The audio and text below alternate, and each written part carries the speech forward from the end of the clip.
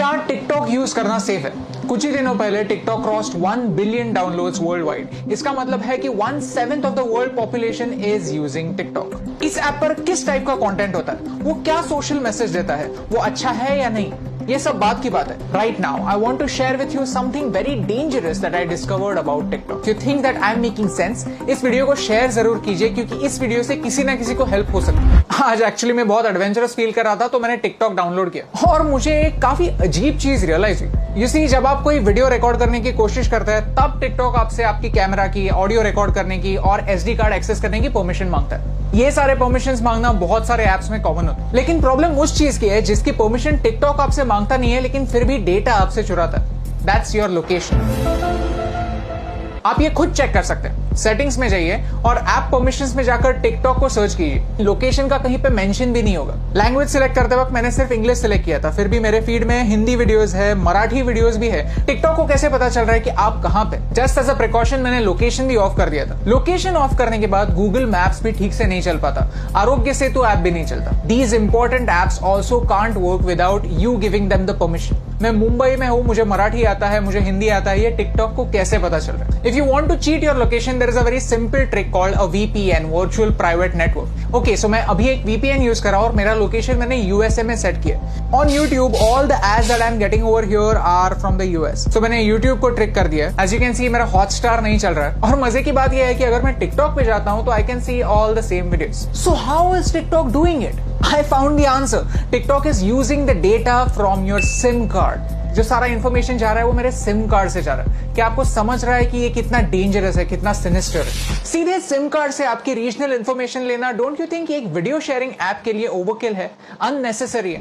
And the worst part is, इसके बारे में कोई वार्निंग नहीं है। द ऐप जस्ट सेज कि we will automatically collect it, that's it. ये डिस्कवर करने के बाद मैंने टिकटॉक की प्राइवेसी पॉलिसी कंप्लीटली पढ़ी और उसमें मुझे कुछ ऑब्जेक्शनेबल पॉइंट्स दिखे। If you link any social media account to TikTok, then TikTok वहां की इंफॉर्मेशन यूज कर सकता है आपके बारे में जानने के लिए। टिकटॉक कंटेंट डिलीवरी के लिए HTTP सर्वर्स यूज करता है, HTTPS नहीं, सिक्योर सर्वर्स नहीं। तो ये सर्वर्स हैक हो सकता है। इस वीडियो में किसी ने डेमोन्स्ट्रेट किया है कि कैसे ऑफिशियल अकाउंट से एक गलत मैसेज फॉरवर्ड हो सकता है। आपका अकाउंट डिलीट होने के बाद भी टिकटॉक जब तक चाहे आपका डेटा उनके सर्वर्स में रख सकता है। और मेरा टिकटॉक के साथ सबसे बड़ा प्रॉब्लम है आर्टिफिशियल इंटेलिजेंस। कि ByteDance जो टिकटॉक की पेरेंट कंपनी है, वो एक आर्टिफिशियल इंटेलिजेंस कंपनी है। उनका प्रोडक्ट कंटेंट क्रिएशन का प्लेटफॉर्म नहीं है, उनका प्रोडक्ट है algorithm. You see, China wants to be a superpower in AI by 2030. Computer की भाषा क्या होती है? Zeros and ones, binary. और वही टिकटॉक आपको करने के लिए बोलता है। Whenever you are watching a video on TikTok, you are taking a survey. You are feeding information to the computer, telling them what you like, what you don't like, what you agree with, and what you don't agree with. And all of this information is going to China. आपको क्या लगता है? क्या ये सही हो रहा है? Tell me in the comments below. In social media, artificial intelligence changes the game completely. Computer decide करता है कि आपको क्या देखना चाहिए और क्या नहीं देखना चाहिए। सर्च का ऑप्शन ना होने की वजह से प्लेटफॉर्म कंट्रोल करता है कि आप क्या देखेंगे, और ये एक बड़ा प्रॉब्लम है। ओके, सो चाइना पर आता है। चाइना में ऐसा लॉ है कि if you are a Chinese company, then you have to share the data that you collect with the Chinese government. And because of this, Indian ministry of defence ने armed forces को 42 apps अपने phone से delete करने के लिए कहा। India does not have a proper data protection act. We ourselves need to be extra safe. China में freedom of press है ही नहीं। पूरी प्रेस गवर्नमेंट के कंट्रोल में। Syria, Saudi Arabia, Afghanistan, Somalia, ये कंट्रीज भी फ्रीडम ऑफ प्रेस की स्केल पर चाइना से ऊपर आती हैं। और यही सारे रेस्ट्रिक्शंस उन सारे लोगों पर भी अप्लाई हो जाते हैं जो चाइनीज एप्स यूज करते हैं। Start talking about Tibet, start talking about Hong Kong, start talking about Taiwan. अगर आपका वीडियो स्ट्रेट अवे बैन नहीं हुआ तो वो ज्यादा लोगों तक नहीं पहुंचेगा। यू सी, आज चाइना को तिब्बत से प्रॉब्लम है, कल अरुणाचल प्रदेश से भी हो सकती है, लद्दाख से भी हो सकती है। If you can't talk about this stuff, how will you know about it? How will you raise your voice? And by using these Chinese apps, we are supporting China's version of the internet. Privacy on the internet is a myth.